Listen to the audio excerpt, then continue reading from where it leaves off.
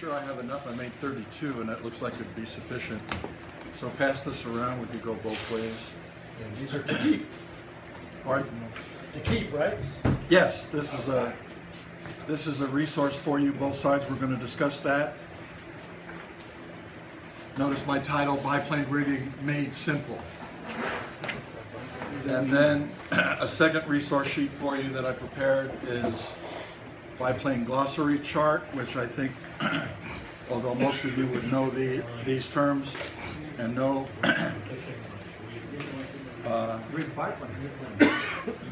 all the different parts of planes, but sometimes the biplanes are a little bit unique in some of the terminology that's used, and so I wanted to make sure we went over that as well. This one for you, Robert. Thank you. I'll give you a second, so make sure everybody gets. So you should have two sheets, and the biplane rigging made simple. The first side is going to be some resources, and in the event that you want to explore some of the aftermarket rigging resources that are available to us. And on the back side is going to be recommended steps. They're my recommendations. Everybody has their own way of doing things, so it's just how I have evolved with the rigging of biplanes over the years. And then I'm actually, we'll go through it and mention a couple of things about it. And then I did a little mock-up here just so visually we would have something larger to look at. All right, ready to go? Everybody have the sheets? As I noted at the very beginning, all scale modeling subjects, all of them have their own unique challenges, and modeling a World War I biplane certainly has some challenges, most notably three. And that would be, of course, mounting of the top wing, which can get a little bit weird, especially if you haven't done it and need some experience doing it. Second difficulty with biplanes, of course, is setting your undercarriage, your landing gear, undercarriage, axle. Biplane undercarriages are very fiddly, and they can be quite weak, unlike a lot of later model aircraft, certainly World War II era and beyond, where it's a much more stable landing gear situation.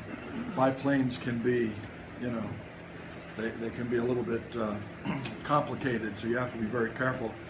This one, I don't mind passing this around later so that you can look at it, but you can see the landing gear on this Moraine Solnier Type L is very complex. Anyway, so that presents a unique challenge. And then, of course, the third would be the rigging. I don't know how many times guys have mentioned to me in various shows over the years, they'd love to do a biplane, but they just don't want to deal with the rigging. By the way, there's a quick answer to that. If you are interested in doing a biplane, I would suggest, especially if you're going to do the best model subjects out there, which basically are wingnut wings kits, that you can do a Fokker D7. They haven't done a DR1 yet. Mark and I were talking about that, but the Fokker D7 has virtually no rigging except for the tailplane. So if you want to try a biplane and you don't want to deal with rigging right away, certainly you could get one of those kits and then be able to do that. All right, so as I note then, most biplanes will need to be rigged in the following locations, and I've given you quite a few areas, and all of these are important. And as I read through them very quickly, you might want to look at your chart too, and we could locate those on the chart. First and foremost are your landing and your flying, what's called landing wires and flying wires. How do you tell the difference? A very simple way to tell the difference between a landing wire and a flying wire. With the fuselage as the point of reference, any wire that goes up, that is to say from the center, from this fuselage, any wire that goes up is a flying wire, any wire that comes down is a landing wire. So on this roll in here you have your fuselage, of course, and any wires that are going up, front and back, those are flying wires, and the wires, again, from the point of reference of the fuselage that are coming down, those are landing wires. Landing wires being to support the landing gear? Well, I do think that the plane, both on takeoff and on landing, creates different stress and torque on the wings, and so those wires are torqued and calibrated with the turnbuckles to, I would think the pressure's coming down as opposed to going up. And so they are prepared a little bit differently to support that. By the way, on your chart, that of course would be number one. The way these landing wires and flying wires are going to be rigged are between basically the fuselage and your interplane struts. These are your interplane struts. So your interplane struts are number one on your chart, and then your landing wires and flying wires are number 3 and 4 on the chart. Okay? Now, the chart plane, of course, is what's called a 2-bay biplane because it has 2 sets of. The larger the plane, you would have more interplane struts. A simple scout fighter plane like this would only have one set of struts. All right, so your flying wires, your landing wires, between your fuselage, and of course your interplane struts. Then your second area that you're going to rig is cross bracing wires. That would be between your cabane struts. Your cabane struts marked number 2 on the top chart. Your cabane struts are the struts that are right above the fuselage short struts going into the top of the wings. And oftentimes, this doesn't show it too much. I don't know about the Newport, but you are going to have some cross bracing or rigging between those cabane struts. And it could be going this way in the front or it could be on the sides. If you get a chance, you might want to look at this Roland. It's a really complex rigging scheme. And I'm reluctant to pass it around, but you could certainly see that for yourself if you walk around. Number 3 is you're rigging your stagger wires. And stagger wires are between the interplane struts. So that would be number 5 on your bottom chart. And these are your stagger wires right here. You see the crisscrossing between the interplane struts itself.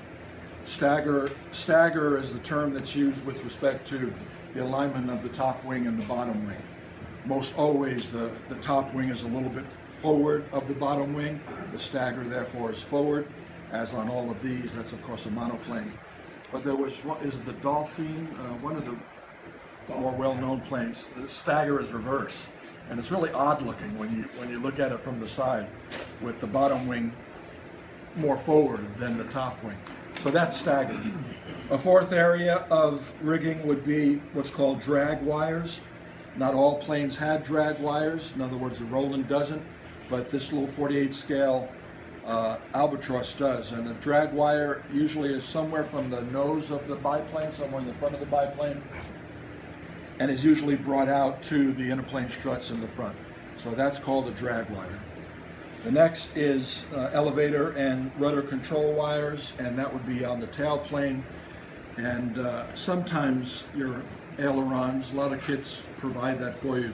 But again, and I use Easy Line here, so you can see you're always going to have wires for most biplanes, not all, but for most biplanes. You can see on the Newport, they get pretty lengthy. They're coming out almost half of the fuselage. And that, of course, is for your rudder and also for your tailplane. You're going to be rigging, pardon me, again, that's going to be another area that has to be rigged. We all think of the rigging between the wings, but again, what I'm trying to show you here is that there are other areas of the biplane that also demand rigging. And then another important area of rigging would be, of course, your cross rigging on your undercarriage. I might mention at this point, because we're going to talk about different mediums, but the undercarriage being weak, typically even with wing nut wing kits, they can be pretty weak.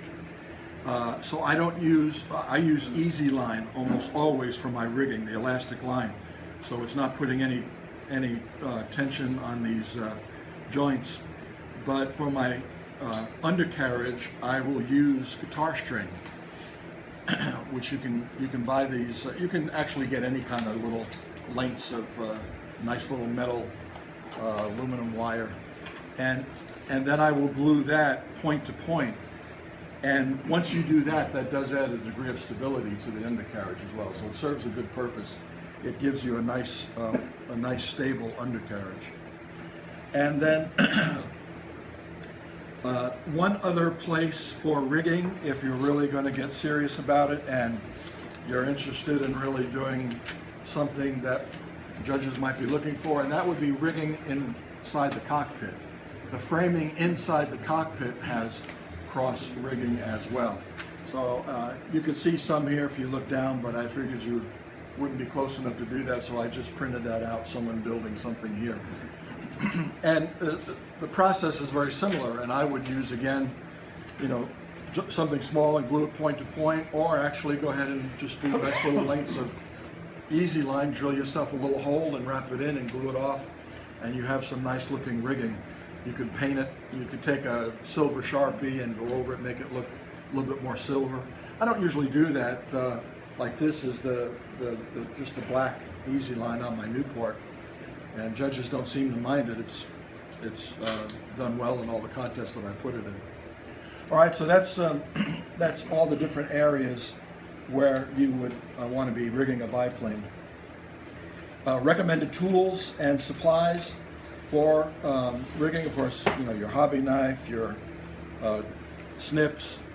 You would need 2 really nice sets of tweezers that are real close at the points, because you're going to be picking up some of this wire, especially the easy line, and you need something that's really going to be able to grab that and be able to hold on to it. Then you're also going to need 2 reverse action tweezers. So, and the reason for that is, as I'm going to show you, when you thread easy line or your rigging line into a turnbuckle and then you're pulling it back through, especially with easy line, you want to cut off the excess. So you need to secure one end and hold on to the, maybe with your tweezers the other end, but then that loose end that you're going to cut off, you also want to snag that and kind of pull it and give yourself nice tension there so that you can cut it. Which also leads to another important tool, in my opinion, for small scale rigging like that, is a nice pair of scissors, and preferably one that is curved.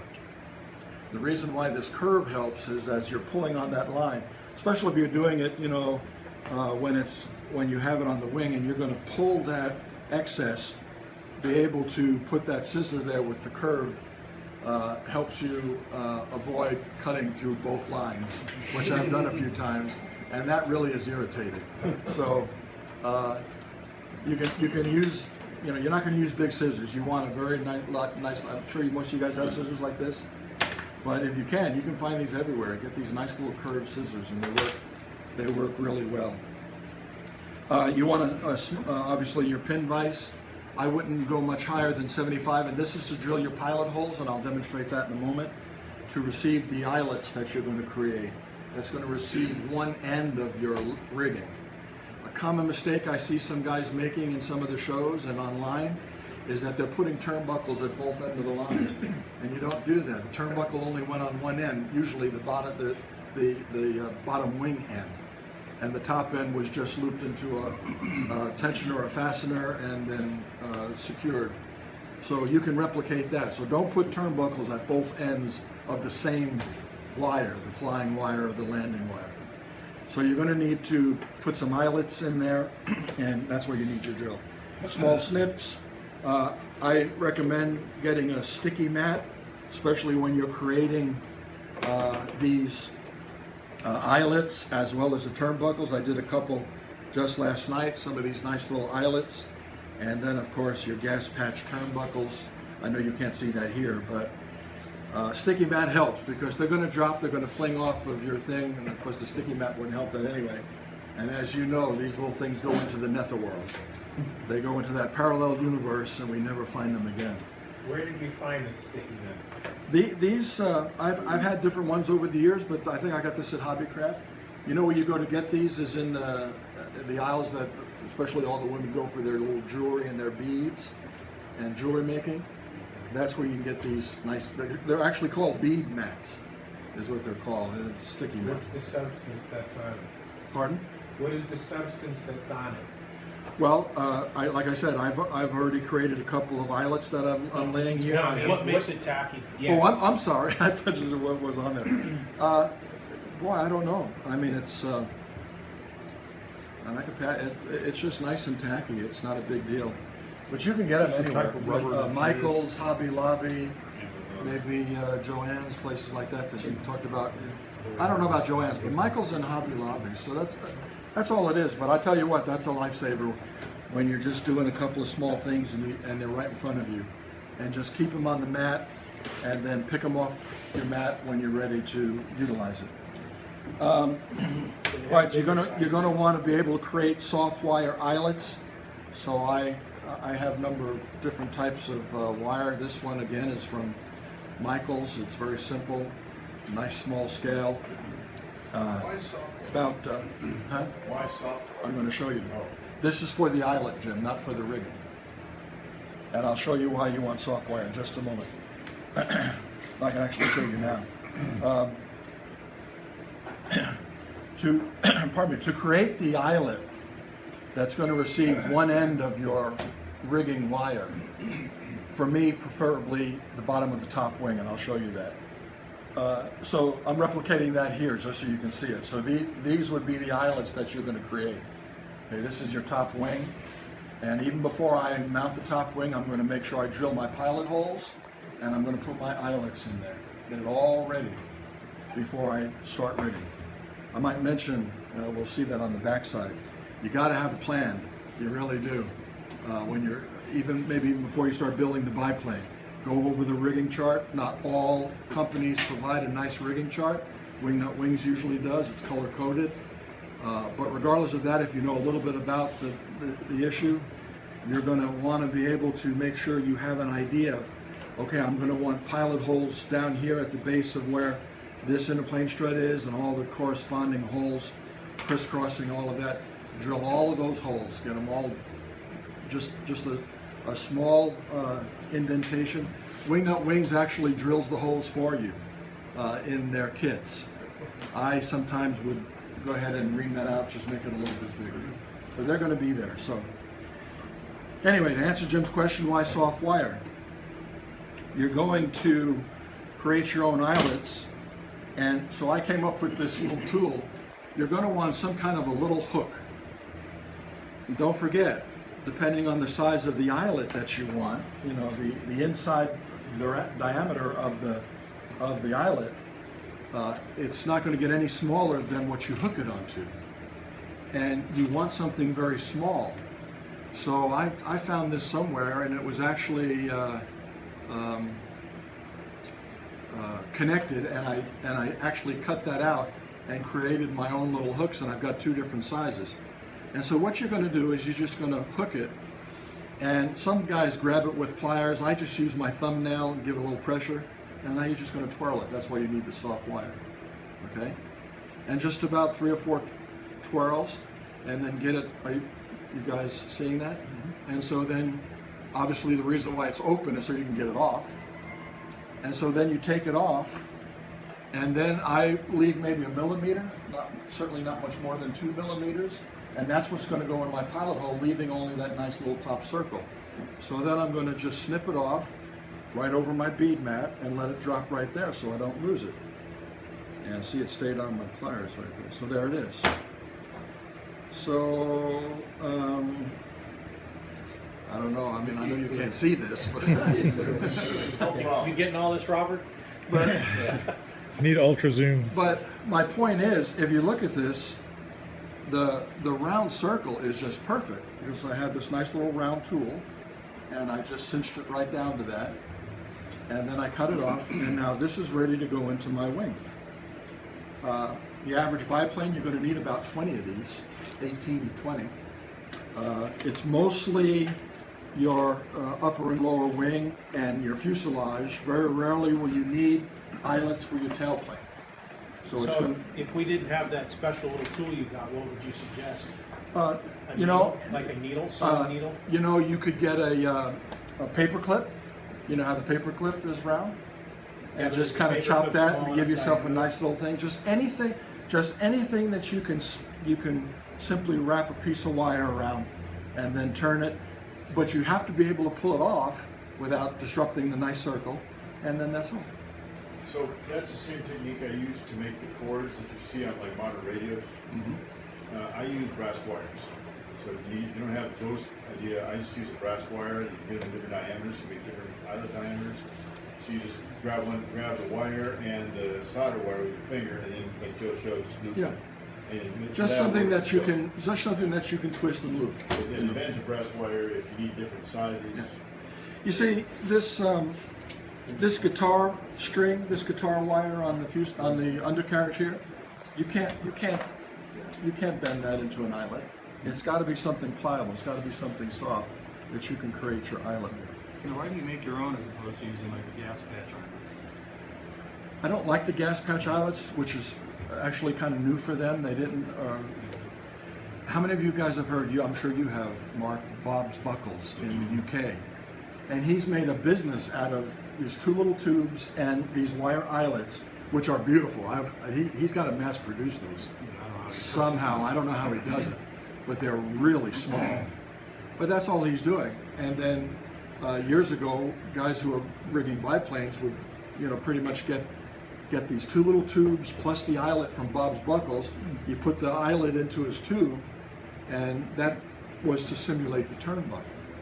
Now with the advent of gas patch models and RB productions, we actually have things that look like turnbuckles, and Bob's Buckles is probably not doing so. He's a nice guy. I talked to him once, But you don't use that stuff? You don't use that very much? no, I'm using gas patch. But for eyelets, nobody makes eyelets that are worth using? Well, they do. That's what Mark was just referring to. I don't think I brought one. Well, this is similar. This is. I'll pass this around, and this is replicating at least one end of a turnbuckle, and this could go into your pilot hole, but it's a little bit too big, so you can pass that around. So again, what I like is just to create my own. I mean, this is really simple.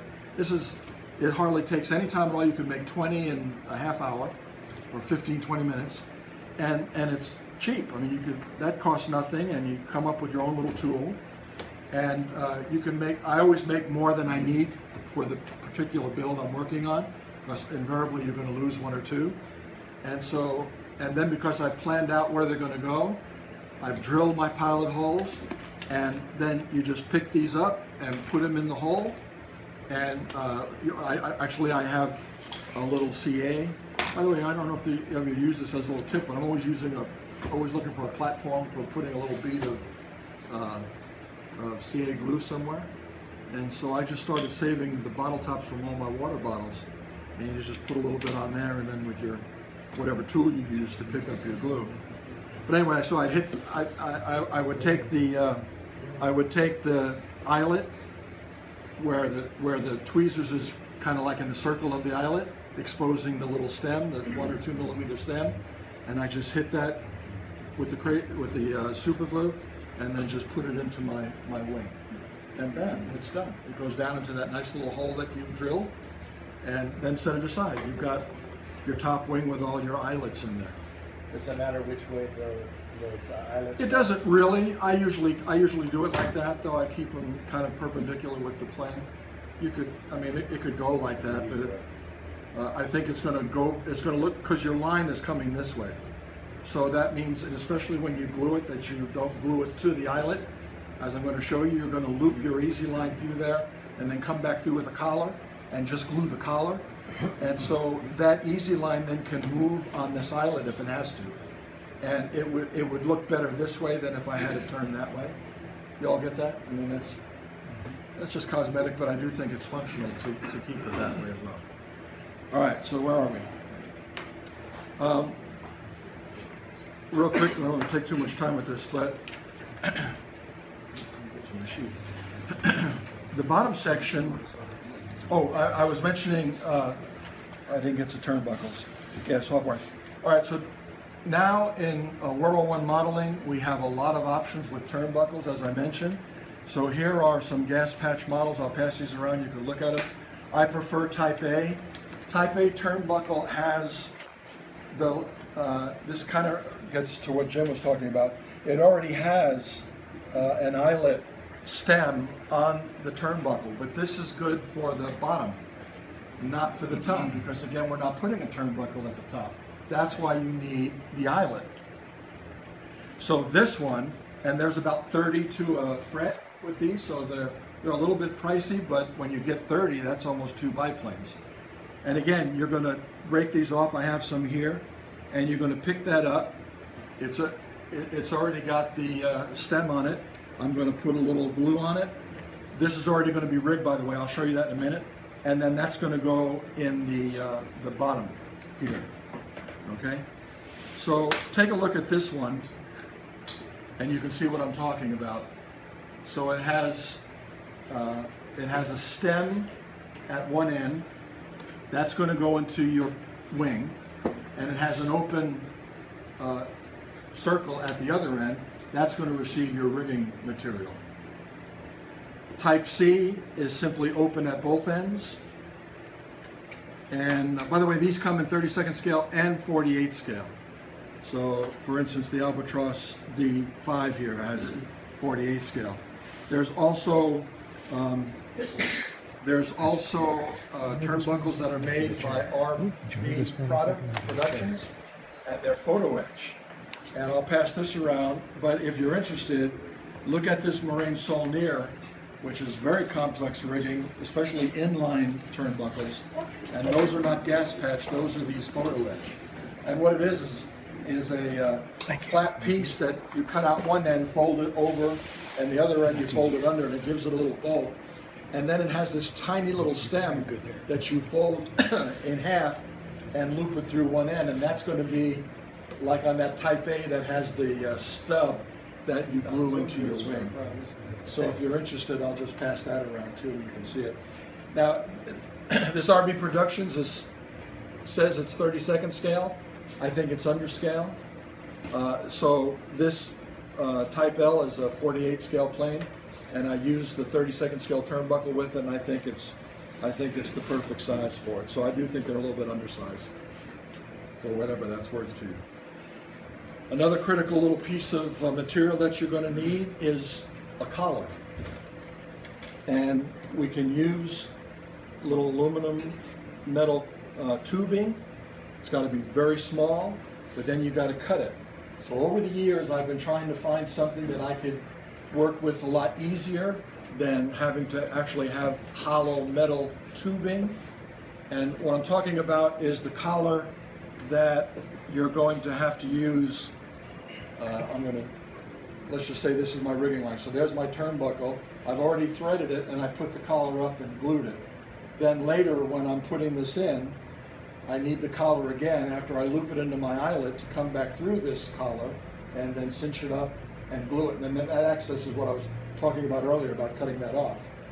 So you need a little bit of a collar. It's not that critical. There have been times where I've just taken it and then just kind of done 2 or 3 loops, hit it with some CA, and then cut off the excess. Easy Line bonds immediately with CA, so it's really convenient in that regard.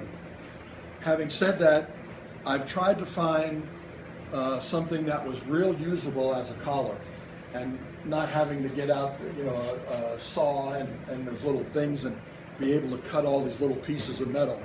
And I do believe I found something, at least it works for me. And you get this at a bait and tackle store. These are the this is called midge tubing. Have you ever seen, any of you guys ever seen this? They tie flies with it? Yeah. And so you just take out. And it's available in different colors. It's different colors, but you have to get the real small one. I have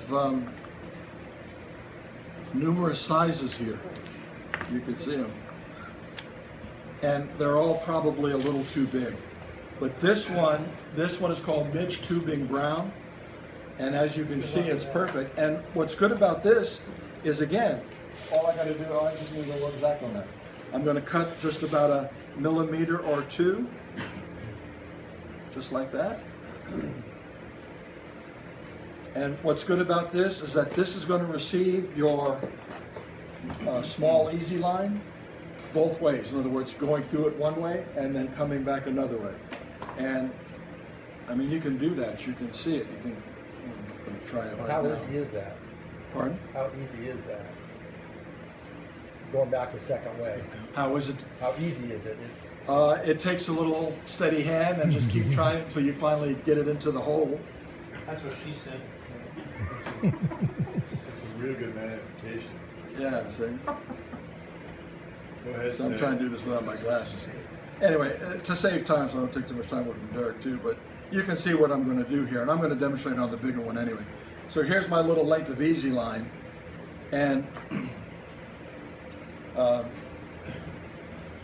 you might want to try something like this. You can color it with a black Sharpie or paint it.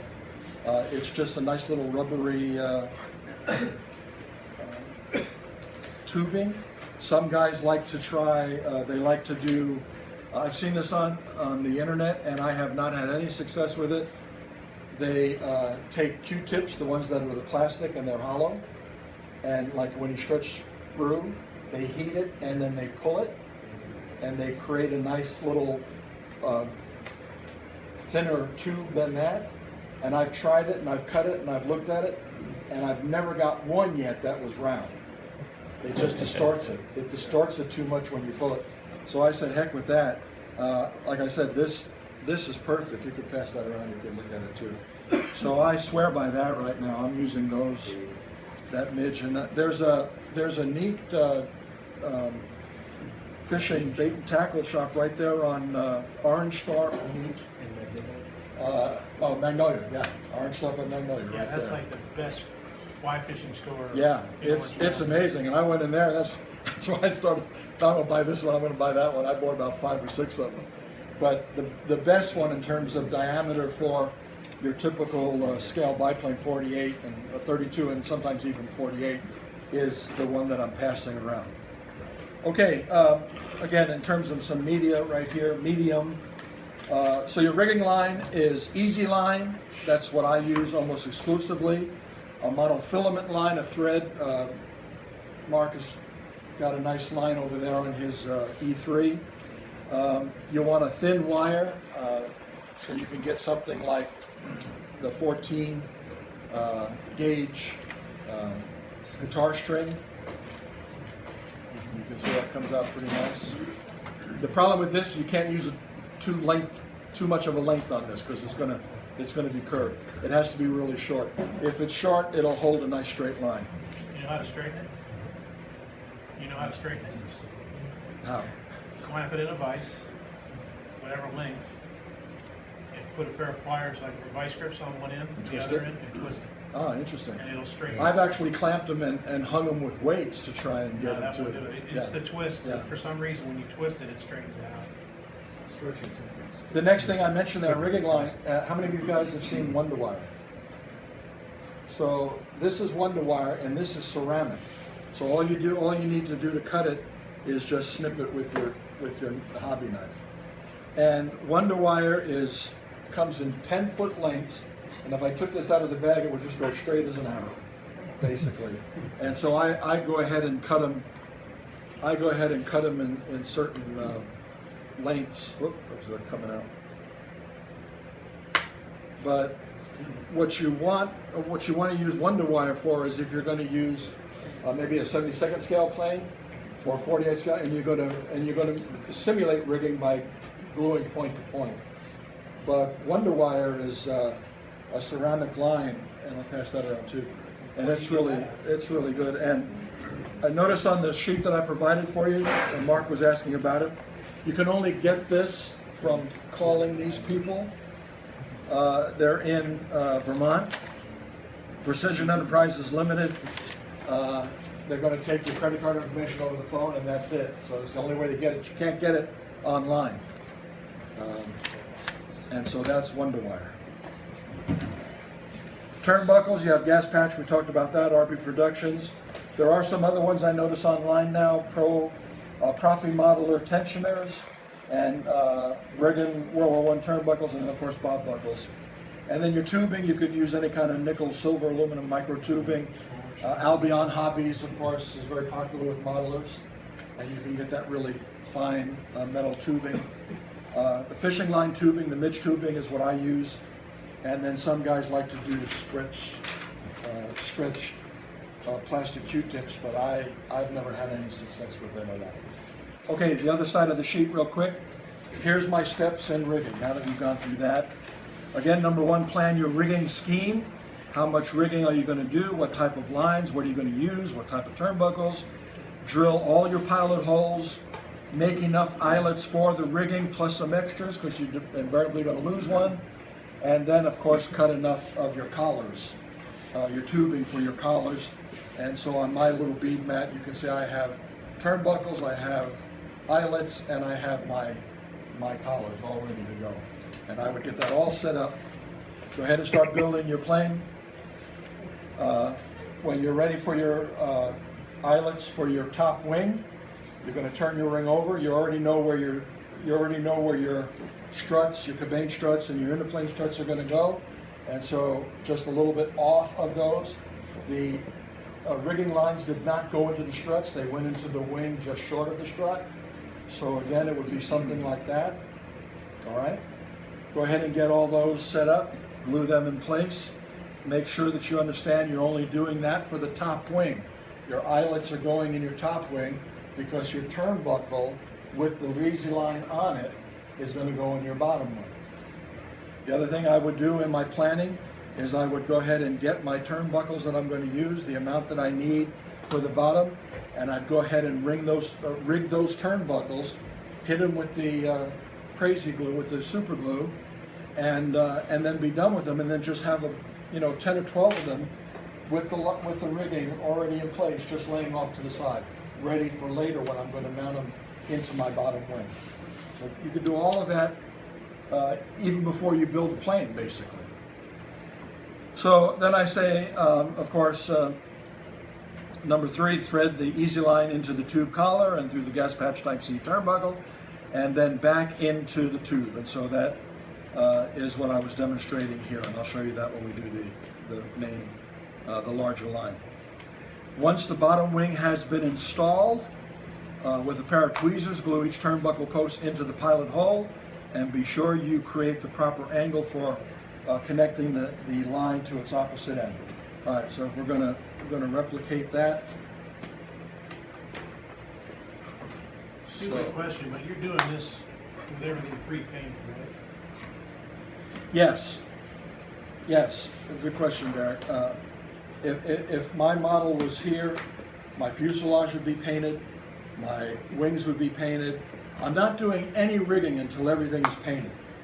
I'm going to do some rigging before it's assembled, but I'm going to have it painted. So I have my fuselage painted. I've got my obviously it would be the other all the way through, but I've got my bottom wing mounted.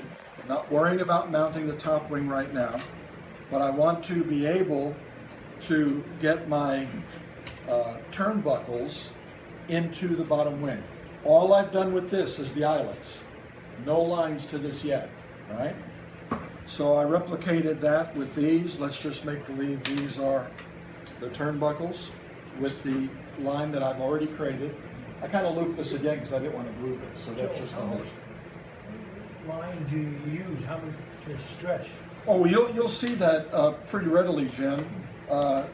This particular line I have right here, I'm going to cut in excess of what I need because there's no reason to make it. Pardon me. There's no reason to make it too short, and then you've got it fastened at one end, and then you've got your tweezers and you're trying to feed it. Because with Easy Line, it's going to bounce back. And it's going to drive you nuts if you don't have good tweezers, and it's going to let go and it's going to snap back. So make it more than you need for sure. By the way, one little trick that I've learned: if I am a little short on the line, I'm going to take one of these reverse action tweezers and hook it onto about the midsection and pull it close so that my other side of it is nice and loose and I can loop that. So it's fighting against the tweezers, not against my first glue point. That's when you break out the third arm. Exactly. You really need this. All right, but a length like that, Jim, for your typical biplane landing or flying wire, that's about all you're going to need right there. So about So 8 basically, inches. you're not stretching it until you get it to No, don't. You're not stretching anything. So I'm just taking this. I'm putting that into the end of the turnbuckle, right? I feed the collar on one end, I feed the collar on one end, I put it into the turnbuckle, come back through the collar, hit it with some glue at this end only, not at this end. You don't want to glue your easy line to either the eyelet or the turnbuckle. You glue it at the opposite end. All you need is just this little tiny dot right there, and the easy line bonds right away. Let it go for a few moments. Then you can fasten this off on something, pull this, take your tweezers, pull that, and cut it right there with your curved scissors. And then you've got and then again, you just lay these off to the side, just like that. Okay. So now again, get back to my point. So I've got my bottom wing, I've got my turnbuckles, and I start gluing them with the line. Just let the line go off to the side. So there's your collar right there. See? So let the line just lay there. It's no big deal. Take your glue like that. Go into your pilot hole. And by the way, when you drill those pilot holes, and especially when you put in your turnbuckle, you'll want to try and eyeball the. You're going to want to try and eyeball the angle that you need. Right here, see? Otherwise, if this is too high, then the line is going to be it's going to have an angle off of the turnbuckle, and it's got to be totally straight. Could be kinky. Yeah, it's got to be straight. So, and you can, and by the way, that's one of the strengths in not gluing the line to the. So at least if it has to move a little bit, it can move. See, that's going to be pretty straight right there. See that? When I'm holding it to the top where it's going to go. So that's again part of your pre-planning. Make sure that when you're going to put your holes in and then you're going to put your turnbuckles in, that they are the proper angle going up to the opposite point where it's going to be glued. So I've got my fuselage turnbuckles in. I've got my outer wing turnbuckles in. The lines are just hanging there. I don't worry about that. I'm not painting anything. I'm not spraying anything, so it's clean. It's not fouling anything. And then comes the other tricky part of a biplane, which is, of course, to mount your top wing.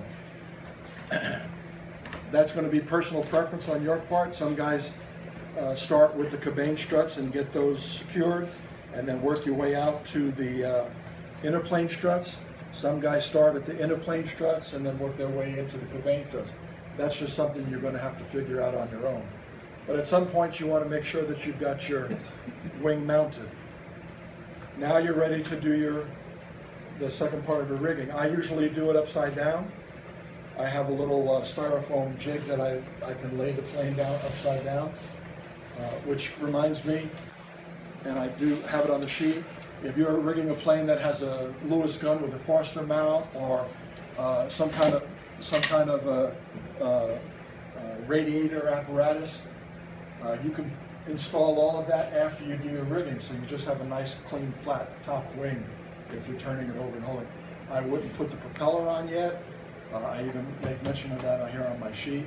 Anything that I could knock off with my hand, because I'm picking this thing up. When you're rigging, you're going to be picking this thing up, moving it this way, moving it that way, trying to get it to work right. And so the less stuff that can be knocked off, the better. And then, again, what we're simply going to do, and again, in small scale, you're going to be using tweezers to do this, but you're going to feed, because this is not the turnbuckle end, so you're going to feed your collar that you cut, right? You're going to put it through your eyelet and your top ring. You're going to feed it back through the collar, and then you're going to, and this is what you're getting at, Jim. So there's no tension on this yet.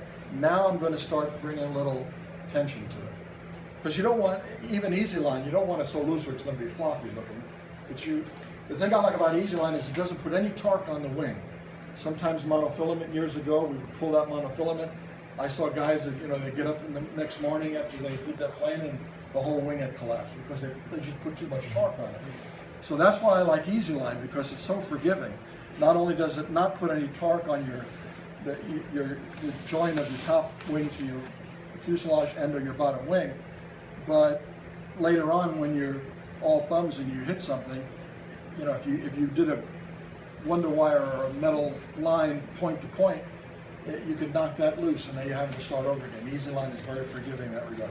All right, so again, so then you put it through your collar and you cinch your collar down right there, hit it with some CA glue, count to 5 or whatever, or just let it go. This line is just going to lay there.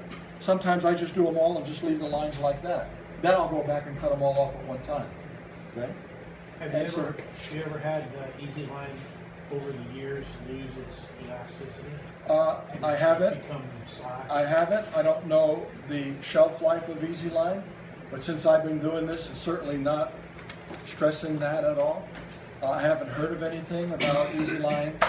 I've seen some snap from maybe just being maybe being pulled too tight because it is elastic, and so if my glue point here with the eyelet was weak, and I really stretched the Easy Line, and then a couple of days later it might pull it out. I doubt it, but it might. All right, so I've got that one line in, and then again you put your. I mean, it's no more complicated than this. It really is not that difficult. Put your collar on.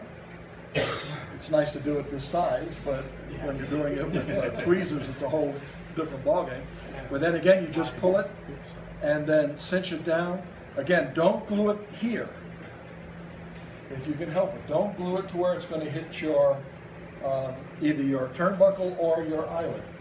Glue it on the outside, and then just. And by the way, don't go crazy with it, because one thing I've noticed with Easy Line, if you do use too much CA, it can crimp it a little bit. And that when the Easy Line crimps, you're not getting that crimp out of there. You pretty much better just cut it off and start again. So anyway, you just do like that.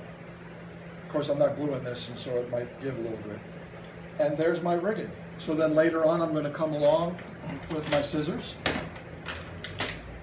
This is already nice and tight, so I just take my tweezers on the real thing, the small thing, and I'm going to pull it as much as I can, so I got a nice clear shot at it, and I'm just going to come in with the curve, and just like right there. And if you look at some of mine right here, you can see how that actually happens in scale. It looks pretty decent. Any particular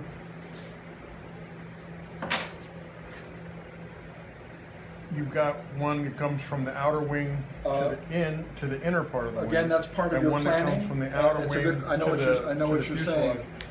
Yeah. Is there any particular order that they overlap? Well, there is, Kevin, because if you look at them, sometimes depending on the crisscrossing of your landing and your flying wire, depending on its position from the fuselage, a Newport is what's called a V strutter, so they're both coming down to this one point, whereas see on the Roland, they're both coming down to separate points. Mm-hmm. See what I'm saying? Mm-hmm. You still need 2 turnbuckles here, but so this one is coming here and going that way, that one's coming here and going that way. You have to look at it and make sure that depending on which side or other of the wire, it's going to be free. Because I've done that. I wasn't paying attention and I pulled it, and then I look at it and you can see it's hitting the wire and it's distorted. Well, now you got to pull that one out and start over and then go behind it. You understand what I'm saying? Mm-hmm. So that's just a matter of planning, just taking a look at it and making sure that what you're looking at here is just for this one, it's no big deal. But if this, in other words, if this was more this way, right here where my finger is, and I tried to go on the outside, well, obviously it would bend around this line, and it wouldn't look right. Mm-hmm. So it's a good question, but it's easily remedied once you just take a look at it and make sure that you're doing it the right way. So I'm not going to finish that. I mean, you can see the process, what's involved here, and what you will do with your stagger wires, which very rarely take turnbuckles. I didn't do it on this mock-up, but you could either drill a little hole into the base of your strut and put your little eyelet there, or drill a hole into the wing itself, just short of the strut, and put your eyelet there. I will do Easy Line there as well, not with turnbuckles, and I'll just have the easy line and just thread it. Once I loop it, I'll just thread it around itself like this, So you won't even use your collars. like that, so no collar. See what I'm doing right here? I'm trying to replicate for you what I would do. And then you just hit this with a little CA, and it's going to have the same effect as the collar. And it's small enough scale that you're not even going to see it. Once it's dry, then I still have this loose end to trim off. And if you look at some of these, you'll see that there. And your stagger wires then are not going to look that bulky. They're not going to have any collar. They're not going to have any turnbuckle, nor did they on the actual plane. So they were just that cross bracing for the stagger wires. Your tail plane, usually your control horn, some of the better kits, the control horn has a little hole in it at the top. If not, I would drill a hole in that and then put a collar on, feed my easy line through that hole, back through the collar, cinch it up, cut off the excess. And if you want to look at these, you can see that, and it looks beautiful for your tailplane rigging. So what I like about this method is, Mark and I were talking about this earlier, because you can simulate rigging.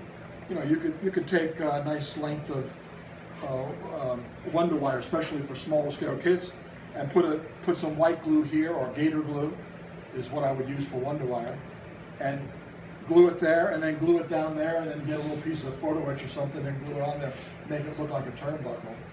But what I like about this is that we're actually rigging it, aren't we? I mean, we're actually looping it, rigging it, and then pulling it, creating our own little torque and tension on it, cutting off your excess, and you're done. The only thing that you might want to do after that is get a silver Sharpie if you want the lines to look more steel, and you can color them that way, or paint them. Then later you can go back with your burnt umber and your wash and cover up your spots there where you might have a little glue there from your pilot hole and your eyelet that you put there. Okay, guys, any questions real quick? Let me look at this sheet. So we pretty much went through this, right? So just, oh, by the way, when you put your top wing on, before you're going to do your rigging, I'm sure I'm stating the obvious, it's number 7, but you got to make sure that your top wing is in alignment. You know, glue your, and you've got to eyeball that, because that top wing has to be in alignment. Same with your undercarriage too, before you're rigging it. So make sure that everything is in alignment before you start rigging. The good thing about the easy line is it is forgiving. So even if you were out of alignment, all of a sudden you look back, you did your rigging, you look back, oh man, that thing is off. You could probably still tweak it enough and it's not going to hurt the easy line. So that's, again, why I like easy line. Oh, you said you could paint the easy line. Do any of those paints or the oils affect the line? Well, it's a question I'm not sure I can answer because I've never painted them per se. Although I did put silver on. No, I take that back. I did put silver on this one. By the way, this is the larger easy line, and I don't like it too much because it twists, and you can see it's out of round. My Roland did well, and it's, you know, it looks good, but it might almost be.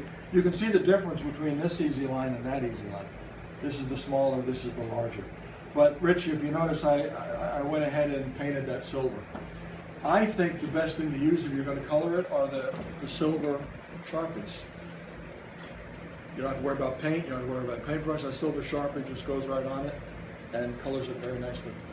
I actually tried painting some easy line a few months ago, with a label paint on it, and took one of them that was dry and tested it, pushed it down, and it stayed down. It eventually came back up, but it took it several minutes to do so. So it lost quickly. Some kind of hardness to it somewhere. I think the paint, once the paint kind of got pulled apart, it's like it just resisted. It did eventually get back up to straight, but it took longer. The labels are Yeah. so that when you get it, they probably distorted the paint